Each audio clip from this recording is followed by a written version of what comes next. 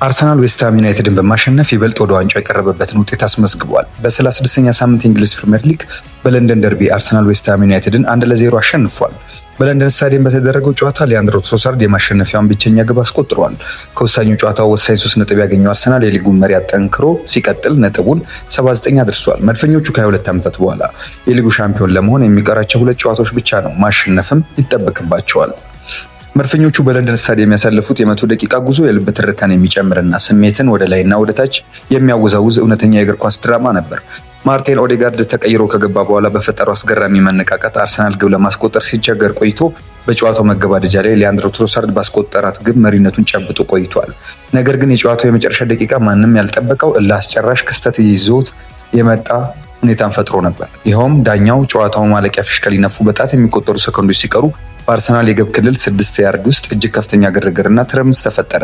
በዚህም መሃል የአርሰናሉ ግብ ጠባቂ ዴቪድ ራያ ኳስን አምልጦት ከእጁ ስትወድቅ ከአለም ዊልሰን አጋጣሚውን በመጠቀም ኳሷን በኃይል ከመረብ አዋህዶ ስታዲየሙን በደስታ እናወጠው።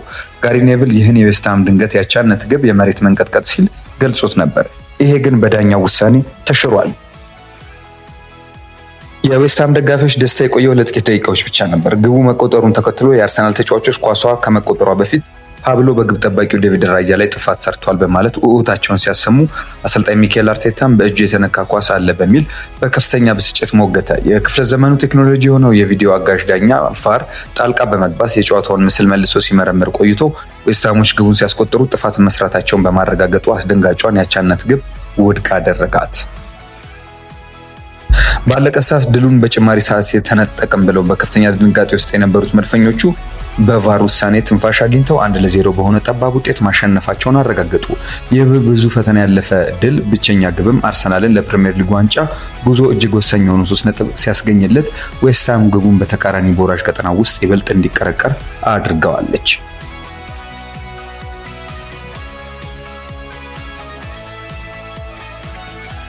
አርሰናል በቅያሬዎቹ ለውጥ አመጣ። የሚኬል አርቴታ ለውጦች ብቻ መሰረቱን ጥለውለታል። የአርቴታ ቁማር በመጨረሻም አሸንፏል። ስለ አርሰናል በዌስትሃም ላይ ስላስመዘገበው ድል ወደ ታክቲካዊ ትንታኔ ከመግባታችን በፊት በጭማሪ ሰዓት የሃመርሶቹ ዌስትሃሞች ያቻነት ግብ ውድቅ የተደረገበት ውሳኔ መመልከት ግድ ነው። የእግር ኳስን አንድ እይታ የሚያዘምንልንና የሚያሳይልን በተለይም ኳስን አዘውትሮ የሚከታተል ማንኛውም ሰው በዚህ ውድድር ዘመን በማዕዘን ምት በቆሙ ኳሶች ወቅት የሚታየው መተናነቅ መስመሩን ያለፈ ነው ቢባል ርምት የሚያሰጥ ነው። አብዛኛው ሰው እንዲህ ያሉ ድርጊቶች እንዲቀጡ ይፈልጋል። ምክንያቱ ደግሞ ተጫዋቾች ሳይቀጡ የሚያልፉባቸው አጋጣሚዎች የበዙ በመሆናቸው። የካለም ዊልሰን የ95ኛው ደቂቃ ግብ በቪዲዮ ረዳት ዳኛ ቫር ውድቅ መደረጉ በብዙ መልኮች አስቂኝ ነው። ምክንያቱም የሚኬል አርቴታ ቡድን እንዲህ ያሉ ጥፋቶች ሲፈጽምና ሳይቀጣ ሲቀር በተደጋጋሚ አይተናል ሲል የእግር ኳስ ተንታኙ ዋይን ብሪች ይናገራል። ሆኖም ግን ስለ አሁን ዳኞች እርምጃ መውሰዳቸው አርሰናል ተጠቃሚ በማድረግ ብዙ ሰዎች እንደሚያበሳጭ ይታወቃል። ነገር ግን ውሳኔው በትክክልም የተገለጸ ነው። ምክንያቱም አርሰናል ከዚህ በፊት እንዲህ አይነት ጥፋቶችን አድርጓል ሲባል በሚነሳበት ትችት ግብ ጠባቂን በመገደብ በማጨናነቅ የሚፈጠራቸው እንጂ በስነ ስርዓት የግብ ጠባቂውን እጅ በመያዝ ወይም ከኋላ በመጎተት እጁን በመያዝ ኳስ እንዲያዝ በማድረግ የተሰራ የትኛውም ያስቆጠራቸው ግብ ማሳያ ያለው አይደለም። ስለሆነም በምሽቱ የታየው ጥፋት በትክክልም ግቡን እንዲሻር የሚያደርገው ነው። ዴቪድ ራያ እጁን ወደ ላይ እንዲያነሳ በፓብሎ ተከልክሏል። እንዲሁም ከጀርባው በዣን ክሌር ቶዲቦ ማሊያውን እየተሳበ ከመሬት እንዳይነሳ ሲደረግ አይተናል። በአንድ በኩል 2 ጥፋቶች ነበሩ። ስለዚህ ምንም እንኳን የዊልሰን አጨራረስ ድንቅ ቢሆንም እና ገለልተኛ ደጋፊዎች የሚወዱት አስገራሚ ትዕይንት ቢሆንም እውነታው ግን ጥፋት ነው። የማንም ወገን ብንደግፍ ይሄ ጥፋት መሰራቱ ግን አጠያቂ አይደለም። ውሳኔው ትክክል ነበር። ነገር ግን አርሰናል ላሸነፈበት ጨዋታ ብቸኛው ምክንያት እሱ አልነበረም። በመንገዳቸው ላይ ጥቂት እድሎችን አግኝተዋል። ራያ ከማቲያስ ፈርናንዴዝ ያዳነው ኳስና ጋብሪኤል ከዊልሰን ያገደው ኳስ ትልልቅ አፍታዎች ነበሩ። ሆኖም ትልቁ ምስጋና ለአርቴታ መሰጠት አለበት።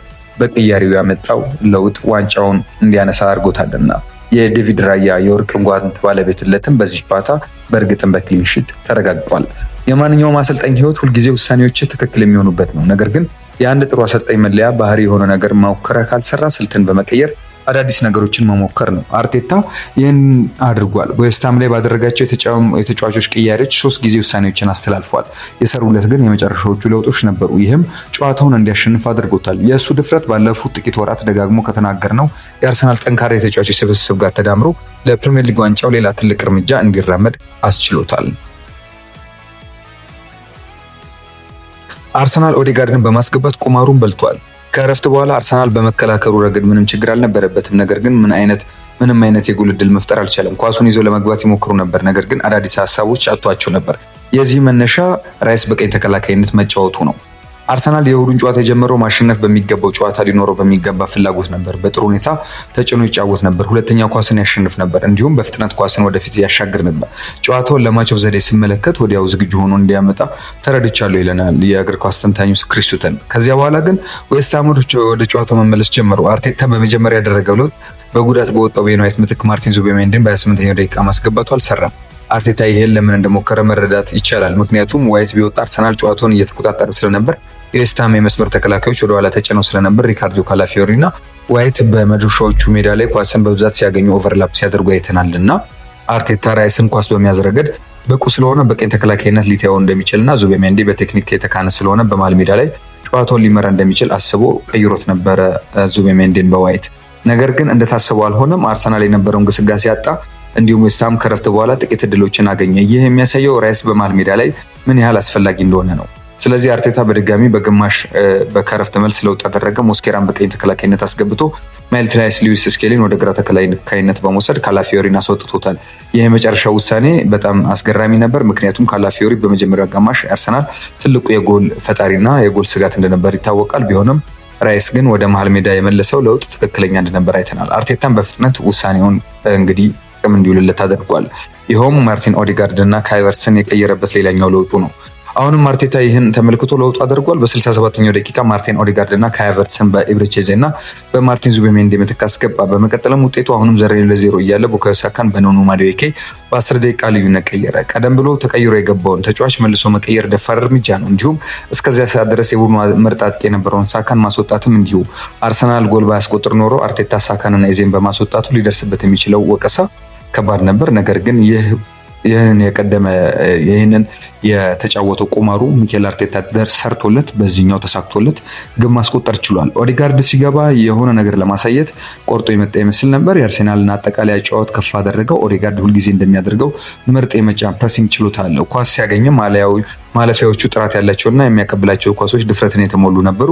ዌስትሃም የመከላከል መስመር ውስጥ ሰንጥቆ ማለፍ ጀመረ። ኦዴጋርድ ከራይስ ጋር ኳስ ተቀባብሎ በሳጥን ውስጥ ቦታ ሲያገኝ ሊያንድሮ ትሮሳርድም ፍጹም የሆነ ኳስ ለመቀበል ያመረጋጋትና ግንዛቤ ነበረው። አዎ በእርግጥም እንዳለው አረጋግጦ ግብ አስቆጥሯል። ኦዴጋርድ ይህን ማድረግ እንደሚችል እናውቃለን። ነገር ግን በቅርብ ጊዜ እንዲህ ሲያደርግ ብዙም አላየነውም ነበር። አርሰናል በዚያሽ ቅጽበት ኳሷን እንዲይዝ የፈለገው ኦዴጋርድ ነበር። እሱም እዚያው ተገኘ። ምርጥ ተጫዋቾች ለቡድን የሚደርሱት በእንዲህ አይነት አፍታዎች በምርጥ ጊዜና በምርጥ ቦታ ነው። ባለፉት ጥቂት ሳምንታት በፕሪሚየር ሊግ እና በአውሮፓ ውስጥ ከተለያዩ የአርሰናል አጥቂዎች ይህን ደጋግመን አይተናል። ከዚህ ቀደም ኢዜ፣ ማዱዌኬ፣ ሃቨርትዝ፣ ዮከሬስ እና ሳካ ሁሉም ወሳኝ በሆነ ሰዓት የራሳቸውን ድርሻ ሲወጡ አስተውለናል። በዌስትሃም ላይም ኦዴጋርድ እና ትሮሳርድ ወሳኝ ስራቸውን ሰርተው ለአርሰናል ግብን አምጥተዋል። አርሰናል አሁን በጥሩ ሁኔታ ላይ ይገኛል። ነገር ግን ለዋንጫው ፉክክር በአንድ ተጫዋች ላይ ብቸኛ ጥገኛ አይደለም። ይልቁንም ልዩነቱን እየፈጠረ ያለው የተጫዋቾች ስብስብ ባለው ጥምረት ነው። ይህም ያላቸው የተጫዋቾች ጥልቀትና ትልልቅ ተጫዋቾች በትልልቅ ጊዜያት ውጤት ማምጣታቸው ሲሆን የአርቴታ ውሳኔዎች ባይሳኩ ኖሮ የሚመራው ወሬ ደግሞ ፍጹም የተለየ ይሆን ነበረ። ሚኬል አርቴታ ቁማሩን አሸንፎ አርሰናልን ወደ ዋንጫ መርቶታል። ይህ የውድድር ዘመን ለአይን ሁልጊዜም የሚስብ ባይሆንም አርሰናል አሁን ግን ከ22 ዓመታት በኋላ ለመጀመሪያ ጊዜ ፕሪሚየር ሊግ ዋንጫ ለማንሳት አፋፍ ላይ ይገኛል። መድፈኞቹ ወራጅ ቀጠና ውስጥ በሚገኘው ዌስትሃም ላይ ባስመዘገቡት አስደናቂ 1-0 ድል በድጋሚ ወደ ዋንጫው እንዲቀርቡ ተደርገዋል። የሊያንድሮ ትሮሳርድ ግብና የዌስትሃም ግብ ውድቅ መደረግ በሚኬል አርቴታ ቡድን ላይ ልዩነት የፈጠሩ አጋጣሚዎች ናቸው። ይህ ወሳኝ ድል አርሰናል አንድ ቀሪ ጨዋታ ካለው ማንቸስተር ሲቲ ያለውን የነጥብ ልዩነት ወደ 5 እንዲያሰፋ ረድቶታል። ይህም ከ3 ተከታታይ ሁለተኛ ደረጃ ማጠናቀቂያዎች ዓመታት በኋላ የሊጉን ዋንጫ በእጁ እንዲያስገባ ትልቅ እድል ሰጥቶታል። አንዳንዶች የአርቴታ ቡድን እዚህ የደረሰው በከባድ መንገድ ነው ቢሉም፣ ሌሎች ደግሞ ቡድኑ ለማሸነፍ የሚያስፈልገውን ብቻ አድርጎ ነጥብ ይዞ መውጣቱ የቻምፒዮንነት ምልክት ነው ይላሉ። በዌስትሃም ላይ ያስመዘገቡት የ1-0 ድል በዚህ የውድድር ዘመን በፕሪሚየር ሊጉ በዚሁ ውጤት ሲያሸንፍ አርሰናል ለ7ኛው ጊዜ ሆኖ ተመዝግቧል። ባለፈው ሳምንት በፉላም ላይ ድል ከማስመዝገባቸው በፊት አርሰናል በሁሉም ውድድሮች ካደረጋቸው 8 ጨዋታዎች መካከል ማሸነፍ የቻለው 2ቱን ብቻ እንደነበር እናስታውሳለን። ነገር ግን አሁን ግብ ሳይቆጠርበት 3 ተከታታይ ድሎችን ካስመዘገበ በኋላ ከነዚህም አንዱ የቻምፒየንስ ሊግ ፍጻሜ ያደረሰበት ነው። አርሰናል ታሪክ ለመስራት ከደጃፍ ደርሷል። ራያና የወርቅ ጓንቱ የፕሪሚየር ሊግና የቻምፒየንስ ሊግ ዋንጫን ድርብ ለማግኘት በሚታገል ቡድን ውስጥ ግብ ጠባቂው የዓመቱ ምርጥ ተጫዋች ለመባል ሲታጭ ማየት የተለመደ አይደለም። ነገር ግን ራያ ለአርሰናል ይህን እውነታ አጎናጽፏል። አርሰናል በዚህ ውድድር ዘመን ካደረጋቸው 36 የሊግ ጨዋታዎች ውስጥ በ18ቱ ግብ ሳይቆጠርበት ወጥቷል። ይህም በሊጉ ከማንኛውም ቡድን በላይ ነው። በዚህም ራያ ለሶስተኛ ተከታታይ ዓመት የፕሪሚየር ሊጉን የወርቅ ጓንት ሽልማት ማግኘቱን አረጋግጧል። 3 ጨዋታዎች እየቀሩት በደረጃው አናት ላይ ሊከተለው የሚችል ሌላ ግብ ጠባቂ የለም። ራያ በዚህ ውድድር ዘመን በሁሉም ውድድሮች ባደረጋቸው 49 ጨዋታዎች 27 ግቦችን ተከላክሏል፣ ሳይቆጠርበት ወጥቷል። በዚህ ውድድር ዘመን ደግሞ በደንብ ረድቶናል ሲል እንግዲህ የጨዋታውን አሸናፊ ግብ ያስቆጠረው ትሮሳርድ ገልጿል። አርቴታ በበኩሉ ራያ ያዳናቸውን ኳሶች ብዛት የትኛው ምርጥ እንደሆነ ለመለየት እንደሚያስቸግር ገልጿል። የቡድኑ የኋላ ደጀን መሆኑንም ከጨዋታ ጨዋታ በየዕለቱ እያስመሰከረ እንደሚገኝ ነው ያረጋግጠው። አሁን አርሰናል ምን ማድረግ እንዳለበት አውቋል። የቀሩትን 2 ጨዋታዎች ማሸነፍ ያኔ የፕሪሚየር ሊግ ሻምፒዮን ይሆናል። ቀሪ ጨዋታዎቹ በሜዳው ከወረደው በርንሌይ እና በመጨረሻ ቀን ከክሪስታል ፓላስ ጋር ከሜዳው ውጪ የሚያደርገው ነው።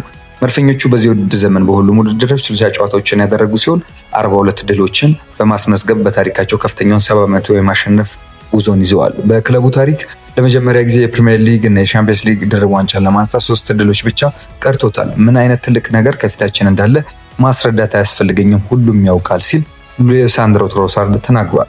ከፊታችን 2 በጣም ወሳኝ ጨዋታዎች አሉን፣ ማሳካት እንደምንችልም ሙሉ እምነት አለን። አርሰናል ከ22 ዓመታት በኋላ የፕሪሚየር ሊግ ዋንጫ ያነሳል።